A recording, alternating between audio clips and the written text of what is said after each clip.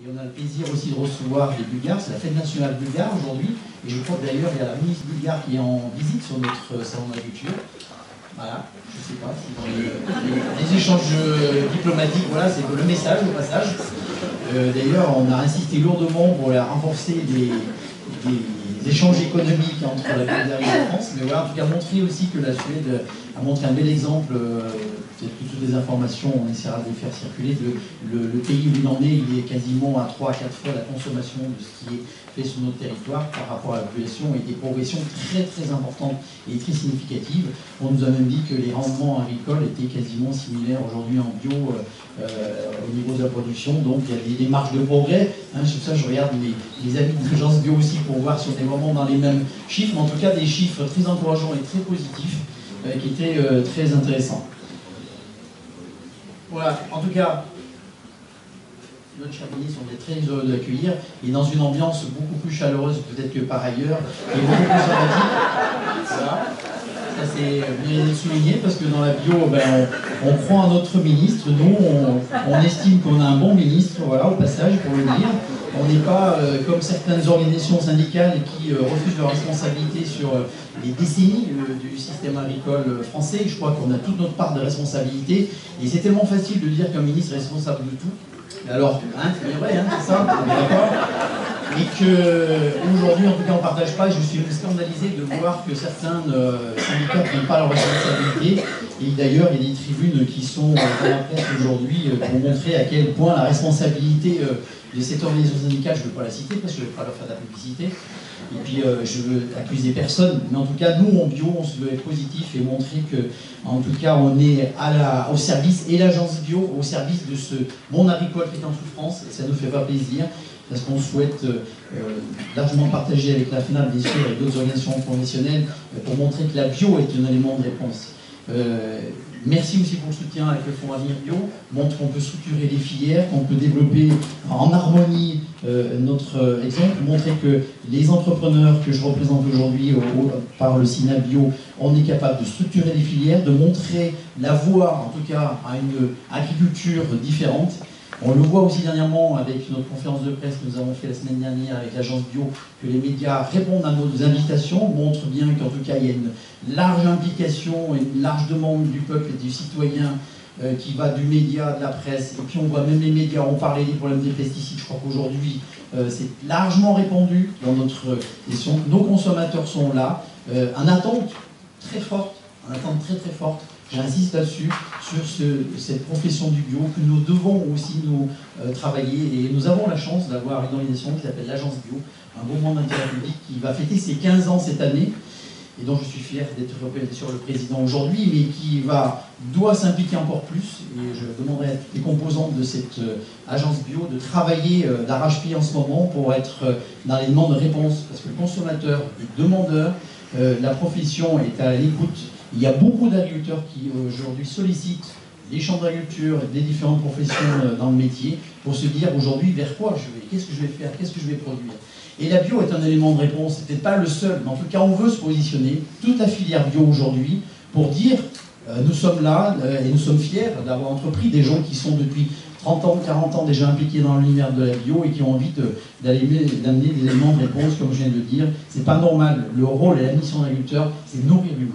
Je dis toujours, le deuxième cerveau, il est là, mais on doit le nourrir d'une façon nette, claire, précise, et qu'on doit, c'est le devoir, même un devoir d'adulte, de responsable aujourd'hui par rapport à cette qualité d'alimentation qu'on doit donner à nos enfants, dans les écoles, dans tout le travail qu'on fait en permanence au niveau de l'agence bio pour essayer de parler d'alimentation. Et d'ailleurs, je crois qu'il y a un grand ministère qui devrait exister, je crois que c'est un de vos souhaits, le ministère de l'Agriculture et de l'Alimentation.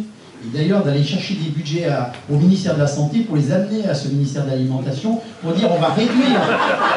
Je donne des idées au passage, parce qu'il y en a besoin, je crois, dans notre pays aujourd'hui, et qu'on le prend, je le prends avec direction, mais je crois qu'on doit apporter ce ministère de la Santé aujourd'hui, il dépense de l'argent à mauvais escient. Donc si on l'amenait au ministère de l'Alimentation, on serait beaucoup plus puissant sur une réponse sur les problèmes d'obésité. Je regardais ce matin à la télévision, Madame Obama qui monte sur scène, qui dit on doit taxer les sodas, coca, etc.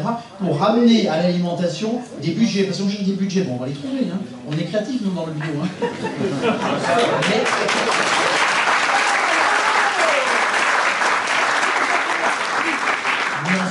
négatif et positif. Hein. Attention, ce que je dis, c'est qu'on ne veut laisser personne sur le chemin.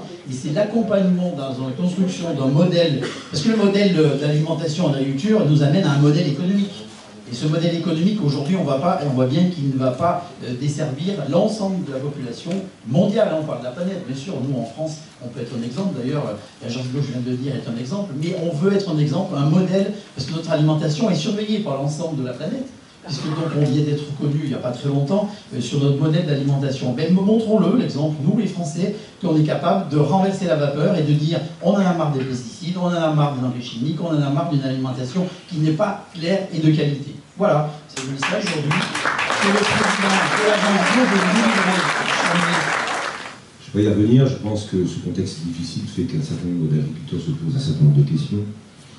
Et si on a aujourd'hui une croissance de plus de 200 000 hectares l'an dernier des surfaces en bio, je crois qu'il y a des gens qui cherchent des solutions à une crise dont ils ne voient pas bien la sortie, en tout cas pour le moment.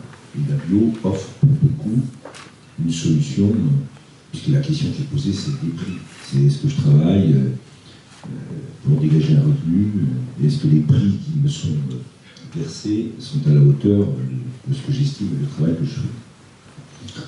C'est pour ça que dans la bio, jusqu'ici, et c'était tout le sens du plan Ambition Bio, madame la directrice, moi j'avais cherché à poser comme base, pas simplement le fait qu'on ait des grandes satisfactions en augmentant les surfaces, parce que ça, doubler, tripler, quadrupler, oui, d'accord, mais après, on garde comme perspective le fait que cette augmentation de la production et des surfaces s'accompagne en même temps d'une tenue des prix qui sont des prix rémunérateurs pour les producteurs. Et ça ne peut pas marcher si on ne cherche pas à mettre en cohérence l'évolution de la production, sa transformation et le marché sur lequel cette production se réalise. Tout cet enjeu est, au travers de ce qui a été fait avec l'agence Bio, avec le plan Ambition Bio, c'était bien de tenir les deux bouts de cette chaîne. On a, je l'ai dit, alors Luc m'a donné un papier pour me donner les chiffres exacts maintenant, donc on a effectivement 200 000 hectares de conversion en bio, ce qui, par rapport à la moyenne des 100 000 à peu près en général, est un doublement, et donc ça va vite. Il faut qu'on arrive à le maîtriser. On a dépassé les 1 300 000 hectares, donc on est sur le trend qu'on avait évoqué dans le plan Ambition 2, qui nous amène à être aujourd'hui, alors, premier, deuxième en termes de surface bio. L'Espagne est en particulier, puisque tous les oliviers étant considérés comme bio, ça fait beaucoup de surface, mais ça n'a pas le même impact en termes de production.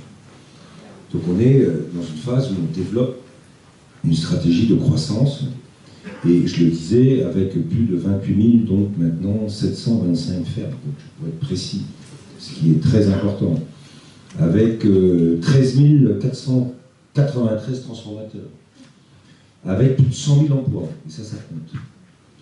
Et 65% des Français qui consomment régulièrement des produits bio. C'est surtout ça qui est important. C'est qu'au fur et à mesure qu'on avance, on tient la ligne qui était celle qu'on s'était fixée, c'est que derrière, il y a un marché, il y a une demande, il y a des gens qui sont prêts à payer pour avoir le service, les produits, la qualité et les aménités positives qui sont liées à la bio.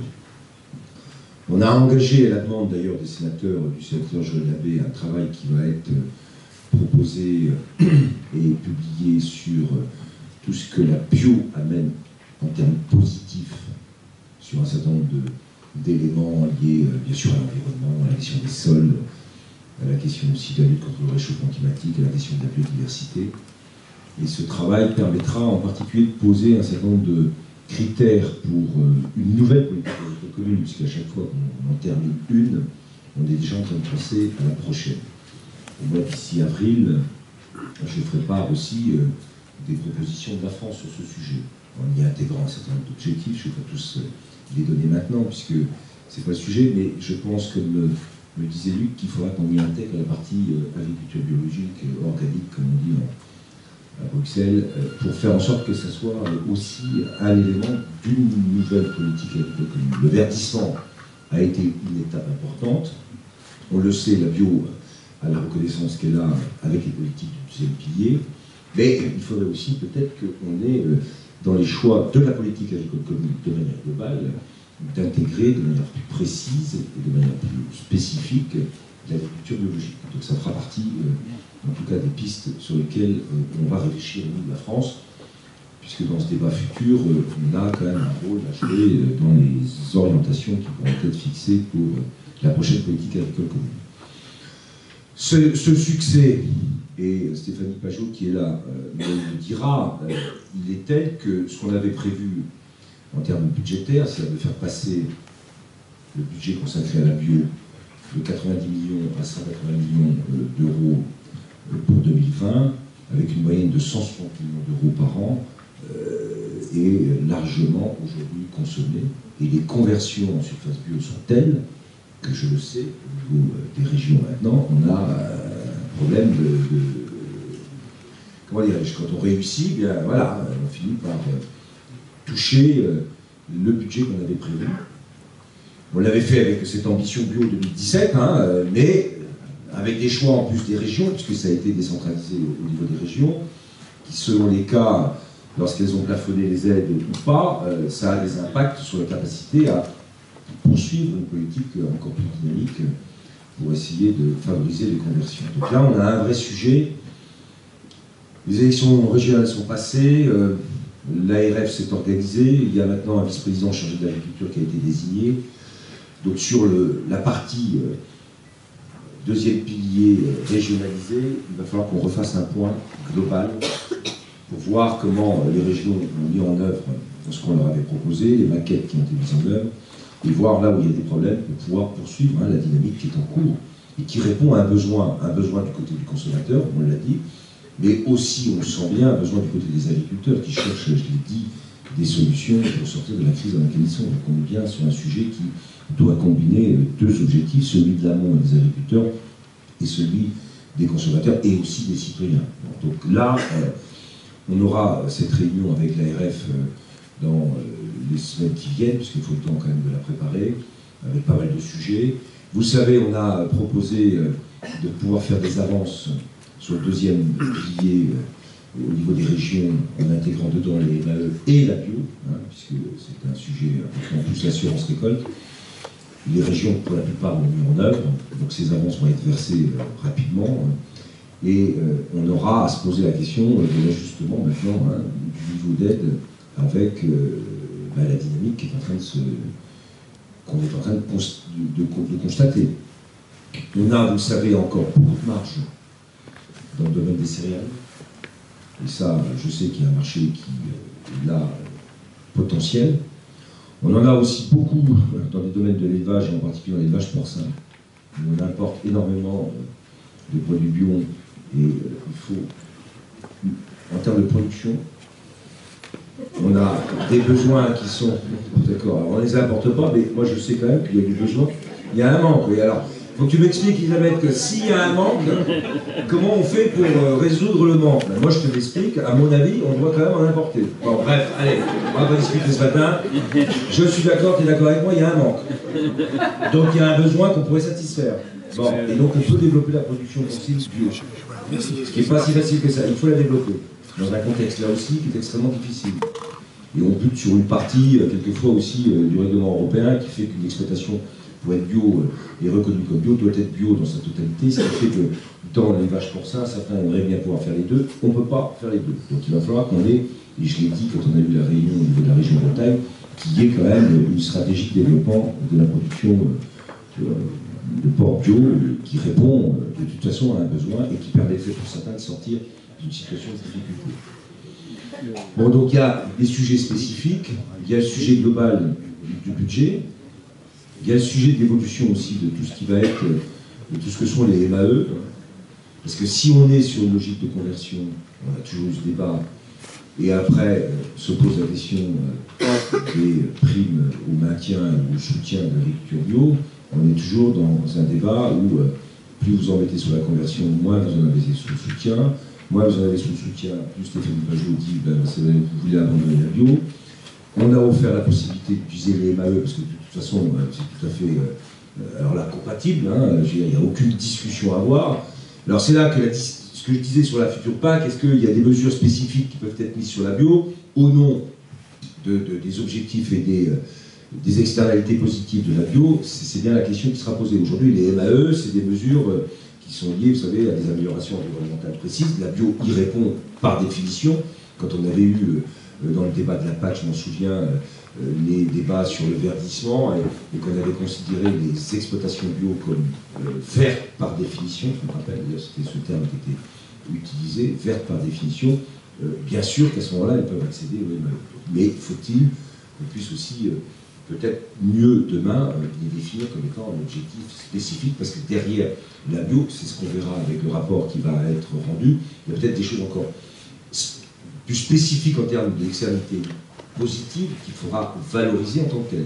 Donc ça nécessitera à ce moment-là peut-être une aide spécifique. Le MAE aujourd'hui, c'est pour modifier des modèles qui ont des externalités négatives. Et donc on améliore le système. La bio peut y participer par définition, puisqu'elle les améliore intrinsèquement. Mais en même temps, on pourrait considérer que si on a des critères encore plus précis, on pourra considérer qu'à ce moment-là, il y a des aides spécifiques. Je pense en particulier à toute la question liée à la biodiversité, qui doit être là, pour le coup, un élément supplémentaire. Sauf en intégrant quand même dedans, hein, parce que ça, c'est le débat que j'ai souvent. Hein. Techniquement, la bio, elle s'est construite en opposition conventionnelle. Mais depuis l'opposition bio-conventionnelle, il y a aussi d'autres perspectives qui s'ouvrent, hein, sur les systèmes agroécologiques, sur les couvertures des sols, sur le non de labour, mais conçu comme l'utilisation phytosynthétique maximale des sols. Là aussi, la bio, elle doit prendre aussi les techniques nouvelles, hein, pas obligé de rester uniquement sur le schéma qui a existé. Hein. Il y a des choses nouvelles qui se créent et qui sont productrices de biodiversité. Parce que je pense que l'agriculture peut être productrice de biodiversité. Deuxièmement, je le dis, le stockage du carbone dans les sols.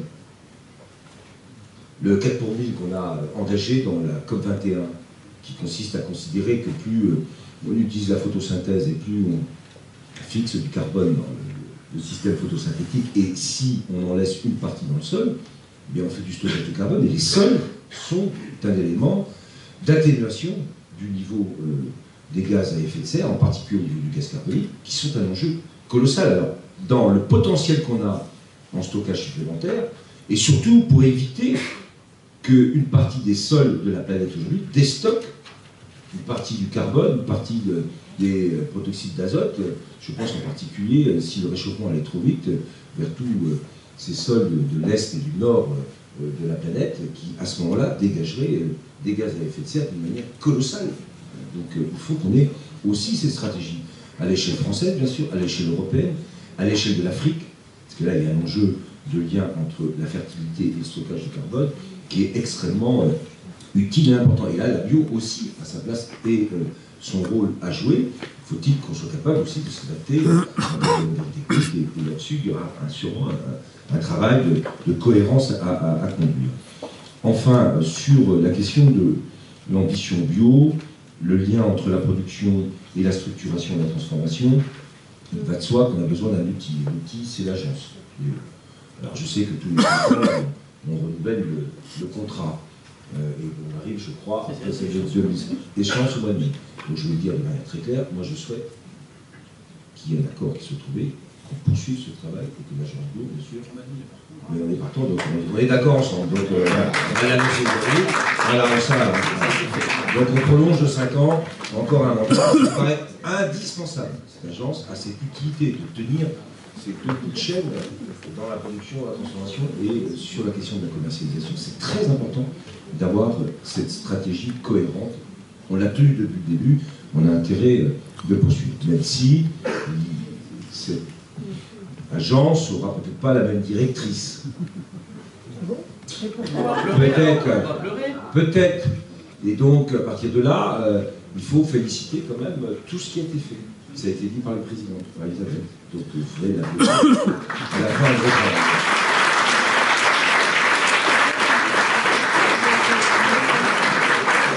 Et si j'ai bien compris, vous voulez la garder. Oui, bon. Le président veut garder sa directrice. Bon, donc il faut en discuter avec la directrice. Mais on verra avec le ministre à ce moment-là comment on fait. Mais... Non, mais elle aime l'agence. Ah, ça je confirme qu'elle aime l'agence bio. Ah, ça, je peux vous le dire, parce que dans le genre coup de fil récurrent et souvent pour défendre l'agence bio, Il y a des gens qui sont bien passés pour vous dire qu'Elisabeth a été extrêmement insistante et présente. Donc là-dessus, il n'y a pas de souci. Donc, en tout cas, ce que je voulais dire ce matin, c'est que l'agence bio, c'est important et que ça doit se pérenniser et se poursuivre. C'est une des clés et un des outils qui nous permet, je l'ai dit, d'avoir cette cohérence générale, de tenir les deux bouts de la chaîne, d'augmenter la production, de permettre l'accès à une transformation bio spécifique, de garder les marchés, enfin le marché potentiel et surtout les prix. Parce qu'il n'y aurait rien de pire que de développer la bio et de se retrouver dans une situation que d'autres connaissent aujourd'hui, vous vous rendez compte? Donc là, on a intérêt d'être extrêmement, pour le coup, si on ne veut pas 10 ans ou 15 ans après dire ah ben il y a eu une erreur de fait à un moment, c'est bien maintenant qu'il faut qu'on soit tous conscients que si on ne tient pas les deux bouts de la chaîne, on pourrait faire aussi des erreurs pour demain. Et ça, c'est très important. Et c'est pour ça que le paritaire, le fait qu'on tienne la partie production, la partie transformation, la partie distribution, c'est un enjeu colossal. Qu'est-ce qui se passe aujourd'hui? C'est que tout ça a éclaté. Que pour des raisons X ou Y, des opportunités dans chacun des niveaux de maillon ont été saisies à des moments et qu'on a oublié d'avoir des stratégies communes et collectives. Donc si on doit avoir un message aujourd'hui pour la bio, comme dans d'autres secteurs, c'est tenir cette logique de filière. La tenir. Parce que si ça marche un jour, il y a toujours des gens qui se disent bon, si ça marche, allez hop, on va pas s'embêter, bon, c'est bon, maintenant, voilà. Et puis c'est là que commencent les problèmes. C'est là que ça commence. Et si on a une responsabilité là aujourd'hui, nous tous, c'est de tenir cet objectif d'une filière qui garde sa cohérence, qui tient tous les bouts de la chaîne, et qui assure à partir de là la promotion, le développement dans de bonnes conditions de la production, de la transformation et ensuite de la commercialisation. Et le respect des marges. Oui, mais ça se construit tout le temps. Tout le temps. Parce que si un jour, il y a un des maillons qui trouve qu'il gagne bien sa vie et puis qui commence à dire bon, ben, c'est bien, moi ça marche pour moi, donc les autres, ils peuvent se débrouiller tout seuls, eh bien c'est commencé. Et une fois que vous êtes parti là, pour rattraper ça après, c'est catastrophique. Et c'est ce que je constate aujourd'hui dans d'autres filières. Et c'est pourquoi je veux vraiment insister sur ce point. C'est pour ça qu'il faut garder l'agent bio, c'est pour ça qu'il faut garder ces logiques de filière, parce que c'est celles-là qui permettent, au fond, de bien structurer les choses et d'assurer ensuite au producteur la rémunération qu'il doit attendre de son travail. Si on ne fait pas ça, et si on n'est pas conscient de ça, ben un jour ou l'autre, on se fait rattraper, dépasser, et puis là, c'est l'emballement, et puis après, c'est les difficultés qui arrivent. Donc, le message du ministre ici ce matin, c'est non seulement de dire qu'on a fait de beaux progrès en termes de développement de la production bio, qu'on a surtout réussi à maîtriser cette évolution, à lui garder son sens et à lui donner toutes les perspectives positives pour demain, pour l'ensemble de la filière. Et ça dépend de vous, du ministre aujourd'hui, mais surtout de vous, parce que l'avenir, c'est vous qui l'avez entre vos mains. Il y a aussi toutes les questions d'installation et de conversion qu'il va falloir suivre. Et puis, quand on aura fini le rapport sur les externalités positives avec Luc, on publiera, mais on fera peut-être un élément aussi pour valoriser encore la filière bio française. Et puis, bien sûr, il faut qu'on s'inscrive aussi, et si j'ai bien compris, il y avait une présentation dans une dynamique aussi européenne. Voilà, on est là aussi pour partager, on est là pour construire à l'échelle européenne un projet qui nous soit commun. Et que, là aussi, très important, que dans cette filière, je vous le demande, à vous, alors je n'ai pas votre responsabilité, c'est d'éviter de faire ce qui se passe aujourd'hui au niveau européen, c'est qu'au lieu d'avoir un projet européen, on a une concurrence entre pays européens. C'est chacun pour soi, là aussi. Donc s'il y a aussi un message du ministre français, si ça tient aujourd'hui entre vous, gardez cette logique européenne. Faites en sorte qu'il y ait une cohérence à l'échelle européenne et que chacun ne soit pas uniquement en compétition avec l'autre. Parce qu'une fois qu'on est parti, là aussi, encore dans ce processus tel qu'il est là, eh bien, pour essayer de remettre de la cohérence à l'échelle européenne, c'est très difficile. Donc soyez là responsables au sens noble du terme. C'est-à-dire maîtrisez votre destin. Gardez un destin qui soit à la fois européen et français, commun aux producteurs, aux transformateurs, et bien sûr avec un objectif, avec la distribution. C'est ça l'enjeu. Si vous tenez ça, à mon avis, vous tenez la clé de la réussite et de l'avenir.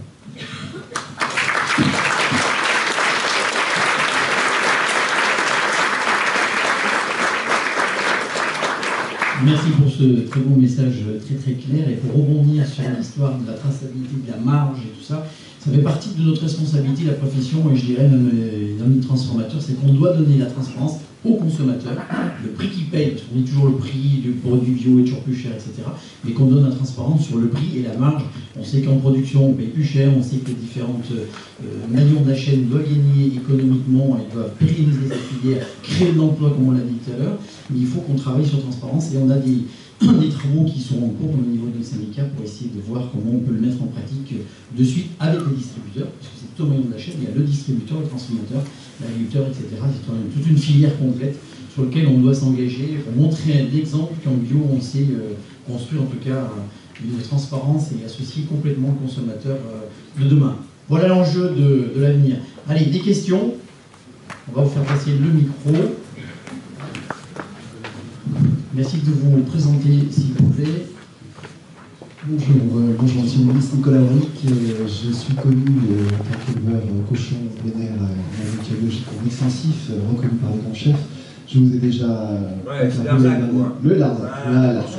Et en fait, j'ai envie un petit peu d'être positif sur cette journée et de dire à quel point il y a des choses qui se passent. Donc, ce que vous avez parlé, moi, on s'est senti vraiment avec mon équipe très interpellé parce que vous avez parlé de l'ensemble de nos actions. On va parler juste du porcin.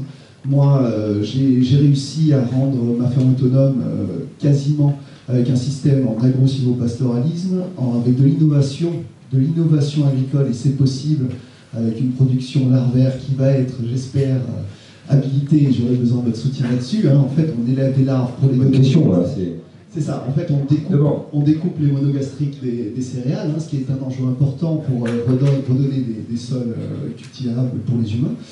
Et de l'autre côté, en fait, ce projet donc, de captation de l'énergie solaire complémentaire des végétaux pour réagrader les sols. Et ça, c'est un enjeu mondial, la séquestration de carbone, l'ensemble des avancées, on va dire, agraires sur ce sujet. Et en fait, donc ça, c'est l'aspect positif, mais l'aspect de la réalité, c'est que nous, on fait toute cette innovation à notre charge. On essaie d'interpeller, et j'ai créé le GI2E du Larzac à votre intention, qui a été, entre guillemets, toqué à la DTTM de Montpellier en disant qu'il n'y avait pas de réelle innovation, vous comprenez, à créer des sols, à séquestrer du carbone et à trouver des solutions. Voilà, non, mais pour vous dire que c'est pas tout à fait aussi facile que ça de faire des innovations et de trouver des solutions. Mais moi, ce qui m'interpelle, c'est qu'en fait, je suis très sollicité à l'échelle mondiale, et notamment vers le Moyen-Orient, pour créer du sol là-bas. Et en fait, vous avez un très beau projet qui est français, avec Cocorico, des machines françaises, de l'innovation française, des broyeurs français, et qui en fait se fait tirer vers le Moyen-Orient parce qu'ils ont des moyens colossaux et qu'ils ont envie de penser à Dubaï 2020 pour créer des sols dans le désert. Et moi, quelque part, je n'aurais pas les moyens de leur dire non à un moment. Donc ce que j'ai envie de dire ici, c'est qu'on a des gens intelligents, on a des personnes qui trouvent des solutions, et il faut vraiment, pour le coup, qu'on essaye de se développer à l'échelle européenne. Je vois les Bulgares qui ont des soucis d'apporter des amendements pour leur sol, ils ont peut-être des solutions avec nos procédés de captation de leurs broussailles locales pour aggrader leur sol. Il y a plein de choses qui sont faisables. Seulement, il faut aussi cette solution-là de dire, bon, il y a le constat actuel, mais il y a aussi des choses qui se passent, et il faut booster, mettre en avant ça. Moi, j'essaie de faire ça au maximum pour montrer qu'on n'est pas défaitiste et que dans l'agriculture, et notamment la bio, on est vraiment innovant et futuriste. Merci. En tout cas, bravo.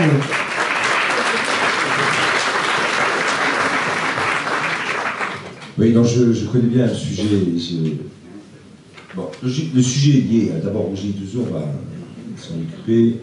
Moi, je souhaite que le Larzac, effectivement, j'avais été signé un prolongement du bail pour répondre à un besoin qui était celui de développer une filière de pelés et de biomasse pour le chauffage sur le plateau du Larzac. Et avec surtout, derrière ça, ça m'avait frappé, le fait que les éleveurs du Larzac avaient voyé de visu la forêt et la déprise agricole, enfin la réduction de l'espace de pâturage de manière extrêmement visuelle et concrète. Et il me disait, on veut relancer une filière de biomasse, justement pour pouvoir reconnaître, quand on connaît le combat qui est conduit dans toute la bande saharo-sahélienne, avec le mur vert et toute cette reconquête, on a là un enjeu qui nécessitera des innovations et qui doit être favorisé. Mais on en est au début. Il faut quand même vous rappeler que ce projet 4 pour 1000, moi je l'ai lancé à Montpellier, c'était l'année de la COP, c'était en 2015, début de l'année 2015. On a réussi 50 à 70% du travail en coagulant avec nous la Banque mondiale, la FAO, l'ensemble des grandes institutions, plus une quarantaine de pays, plus les chercheurs. Et maintenant, il faut qu'on décline tout ça avec des objectifs techniques et d'innovation. Et il va de soi que nous, on doit avoir aussi la part que nous avons, puisqu'on a été initiateur de ce projet. Je rajoute en plus que hier ou avant-hier, devant l'INRA, j'ai annoncé que je souhaitais que la grande base de données sur les sols soit en France.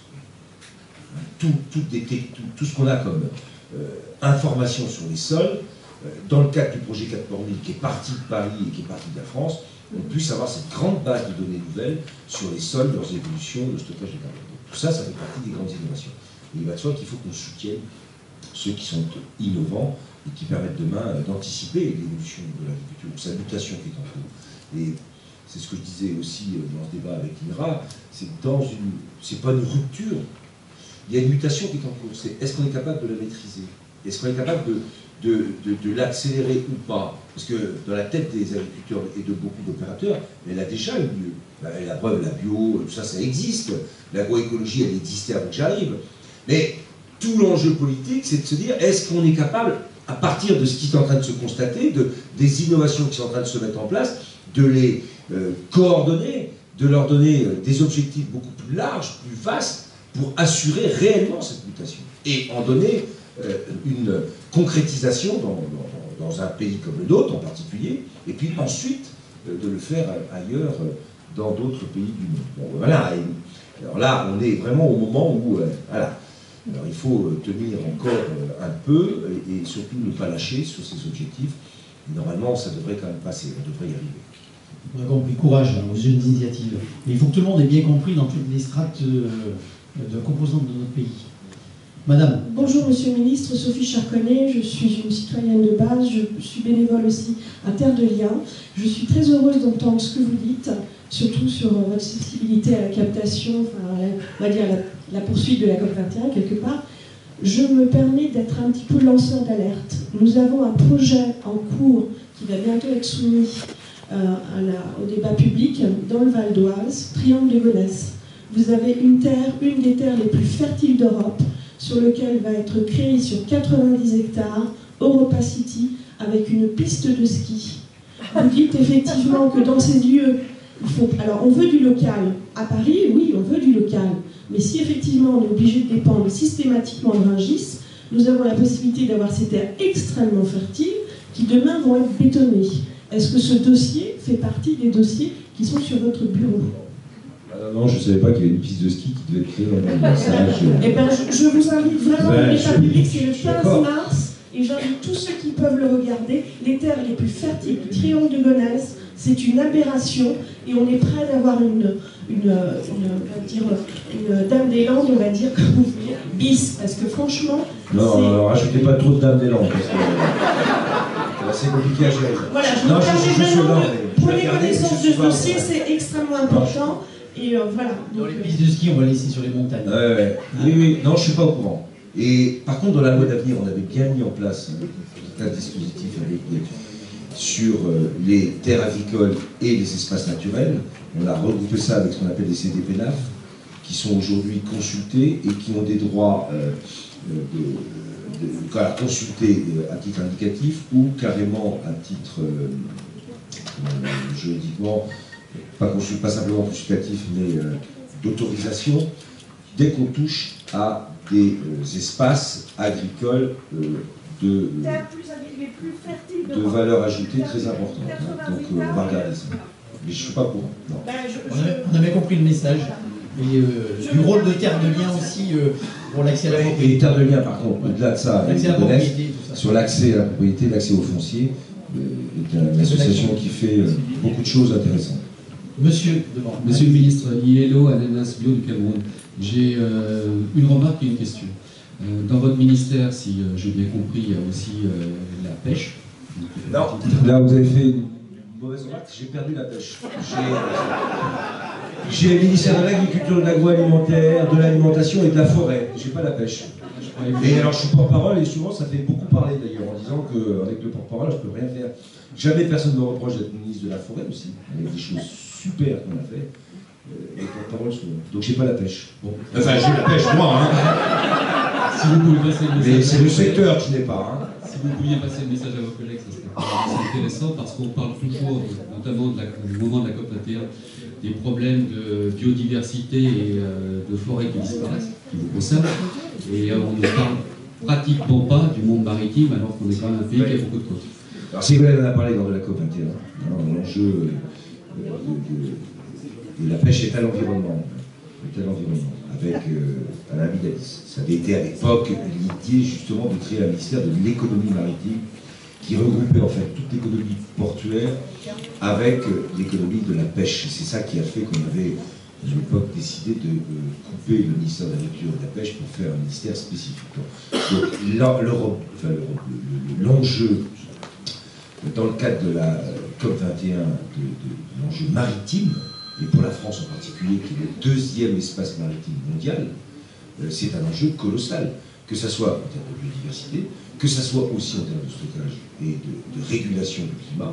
On le sait, c'est un enjeu colossal. Donc le maritime a été intégré dans cette discussion de la COP21, au même titre que le reste, mais c'est vrai, vous avez raison de le rappeler, il faut en refaire un point essentiel des grands enjeux de demain pour la lutte contre le réchauffement climatique et la défense de la biodiversité. On a là un exemple colossal. Et la France, deuxième espace maritime mondial, a là une responsabilité en plus des autres. Et la question que je termine juste, que j'avais aussi une question, mais très rapide. En France, on est quand même assez fort pour la création de logos et de labels, notamment dans le domaine agricole. Aujourd'hui, on a du responsable, on a du raisonné, on a du bio qui perdent un peu le consommateur. Qu'est-ce qui empêcherait d'avoir le Graal qui reste le bio, mais de créer en dessous une école du bio? C'est-à-dire que des strates comme le raisonné ou comme le responsable serait l'arrivée de nouveaux agriculteurs vers le bio, qui tendrait vers le bio et qui les motiverait. C'est tout le débat sur l'agroécologie. On a intégré la bio dans l'agroécologie. C'est la phase ultime d'un processus où on se libère totalement de tout ce qui peut être lié à la chimie. Et l'agroécologie, c'est-à-dire le processus dans lequel on s'engage, c'est en utilisant les mécanismes naturels, ce qui a été fait par la bio, on cherche à les maximiser pour faire en sorte qu'on puisse, au fur et à mesure, moins consommer d'énergie fossile, moins utiliser, bien sûr, d'intrants chimiques, l'étape ultime étant l'agriculture biologique. C'est ça ce sujet. Alors qu'est-ce qui fait qu'entre l'agroécologie et l'agriculture biologique, il y a encore cette ultime étape? C'est quand même sur l'agriculture biologique, même si elle a des potentialités, je suis sûr, très importantes, et on le voit en particulier au JV, sur les grands sujets liés à la fertilité des sols. On a quand même, en termes de rendement à l'hectare, selon les productions, il y a des productions où c'est équivalent, c'était dit tout à l'heure, il y en a d'autres où on peut perdre 30, 35, 40, 50% de la production en volume. Donc on a encore ce gap qui existe. Mais on le sait, c'est une étape ultime. Donc le projet agroécologique, il part du constat que la mutation est en cours, qu'on a intérêt à combiner l'enjeu environnemental et les potentialités que nous offrent les écosystèmes pour pouvoir produire en termes agricoles. Et puis au bout de ce processus, il y a l'agriculture biologique, puisque elle s'est affranchie des intrants chimiques. Voilà, monsieur Le Foll. Donc Bernard Deloucou, agriculteur en Auvergne, représentant Sinalab. Vous avez fait une belle démonstration tout à l'heure sur les filières. Je voudrais attirer votre attention sur la filière œuf bio qui, elle, est au plus mal actuellement. Parce qu'aujourd'hui, les prix ont été complètement écrasés et par les grandes entreprises et par les GMS. Elisabeth Mercier en est très contente parce que ça fait un produit d'EPF dans les GMS et donc ça fait des volumes. Par contre, les produits... Vous moquez Elisabeth, c'est ça? Non, gentiment, très gentiment. Mais non, ce que je voulais dire, c'est qu'aujourd'hui, on a un grand danger dans cette filière-là, parce qu'on part vers une industrialisation, et là j'interpelle aussi la DG Agri là-dessus, puisqu'on est dans la refonte du règlement européen. Il faut vraiment qu'on garde le lien au sol et la taille des élevages limitée dans la réglementation européenne. Vous avez, vous, votre position au niveau du ministère, au niveau de la DG Agri. Il y a des grandes différences. On sait qu'il y a des élevages de plus de 100 000 poules actuellement en Italie, de poules pondeuses bio, avec des importations qui ont été faites dans l'hiver sur le marché français. Donc on est là dans un schéma qui est le schéma quasiment du conventionnel, avec des grandes entreprises porteuses de l'ouest de la France, porteuses d'agriculture habituellement industrielle, et des GMS en face. Et moi je dis qu'il y a un grand danger actuellement pour cette production d'œufs, pour ces producteurs d'œufs, mais aussi pour l'image globale de l'agriculture biologique, avec un virage vers une industrialisation qui pourrait faire très mal. La question de l'œuf, je la connais, parce que moi j'ai eu affaire à une crise de l'œuf, c'était en 2013, la première crise, première vacances avec une grosse crise. 20 000 œufs cassés chez moi à Nikéves en Bretagne pour bien montrer que la crise était importante. J'avais à l'époque déjà rappelé les sujets majeurs qui avaient été la mauvaise gestion interprofessionnelle avec des mises en production colossales et c'est là que, entre la poule et l'œuf, je vous le dis quand même au passage, c'est quand même la poule qui détermine le niveau de la production. Et ceux qui font de la philosophie, pensez-y. Et si vous mettez trop de poules, vous avez beaucoup d'œufs. Et quand vous avez beaucoup d'œufs, il faut avoir un marché. Si vous ne l'avez pas, ça se casse la figure. Et sur la question du bio, donc si je comprends bien, c'est le fait qu'aujourd'hui on industrialise la production bio. Parce que moi, dans mon département, vous savez, j'ai aussi une production d'un joli coin de la Sarthe qui s'appelle Loué, qui développe des stratégies qui sont avec des clients plein air et tout ça. Alors il faut qu'on recale le dispositif. Qu'est-ce qui ferait que demain, parce que je comprends bien ce qui se passe, on met des poules en batterie, on les alimente avec de la production bio, on dit que c'est des œufs bio. On appelle ça des bâtiments en volière, c'est-à-dire des bâtiments avec des étages. En fait. Les poules, effectivement, ne sortent plus.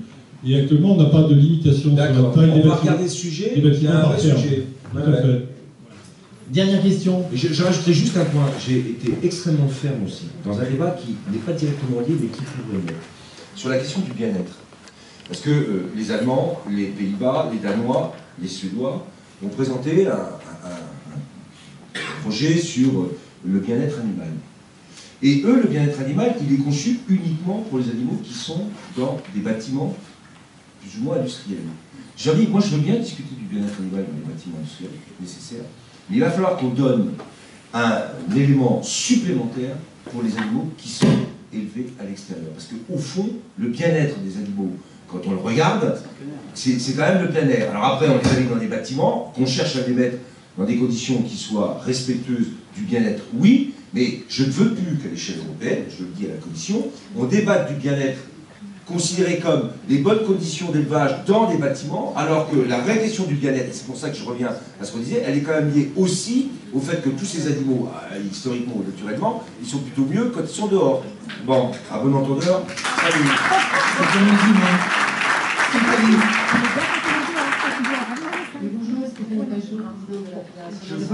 Stéphanie Pajot, je ne vous ai jamais rencontré. Monsieur le ministre, aujourd'hui, évidemment, votre venue était attendue de la part des producteurs bio pour clarifier ces histoires d'aide au maintien et à la conversion. Je me félicite qu'on partage maintenant le constat qu'aujourd'hui, le budget n'est pas suffisant au regard du dynamisme de la filière bio. Je pense qu'il est extrêmement important qu'on avance sur ce sujet en partenariat avec l'ARF. J'ai croisé le nouveau président de la commission ARF, M. Reynaud, hier, sur le salon. Je l'ai sensibilisé aussi au sujet. Donc je pense qu'effectivement, il faut vraiment qu'on se mette autour de la table et qu'on avance pour qu'il y ait bien des aides à la conversion pour tout le monde, mais aussi des aides à la reconnaissance des services environnementaux et sociaux, des aides au maintien pour tout le monde et partout. Merci, Monsieur le ministre. Vous m'auriez demandé de quoi Stéphanie Pajot allait parler et qu'est-ce qu'elle allait me demander, je vous l'aurais dit, je vous aurais répondu exactement ce qu'elle vient de dire. Donc je sais que c'est un sujet, je le connais depuis le début, et une question qui nous est posée de manière collective, mais avec un budget, je l'ai dit, qu'on a doublé. Mais comme ça marche, ben voilà, on a doublé et on arrive au bout du budget. Et donc ça ne suffit pas. Donc la question, ben, on essaie de réajuster tout ça. Et avec derrière, je le dis, sur la question des MAE, peut-être quelque chose à voir dans une réforme qui pourrait venir ensuite, mais qui aurait un impact direct sur l'agriculture biologique et pas simplement sur des mesures agro-environnementales prises de manière générale pour faire évoluer d'autres modèles, mais avoir des mesures spécifiques sur la bio. Voilà, à condition qu'on définisse l'ensemble des critères d'externalité positive, ça nous renvoie au rapport qu'on va sortir d'ici avant l'été, hein, Luc, le rapport. Luc, avant l'été. Non, mais Stéphanie Pajot, vous savez, elle est très insistante. Et donc, Luc, le rapport, c'est avant l'été. C'est l'ITA Binra qui travaille ensemble. L'ITA Binra, oui, et quel Écoutez, on apprend des délais, J'attendais justement de savoir quelles étaient les exigences, puisque c'était le plus vite possible. Maintenant, j'ai des... Alors, juin, voilà. Juin. C'est clair. Voilà, c'est clair, net et précis. C'est clair, ben, on va essayer, mais on Non, faut reviendra pas vous signer, il voir. faut dire oui, oui, monsieur le ministre. Faites pas comme Stéphane Pajot, vous n'êtes pas Non, mais on en rediscutera. Oui, absolument. Bon, allez, je vous laisse, parce que ça fait déjà 10 minutes que mon officier de sécurité me fait des signes en me disant il est temps de partir. Désolé de vous laisser, c'était très agréable, je vous le dis, je vous le confirme. C'est avec un grand regret que je vais vous quitter.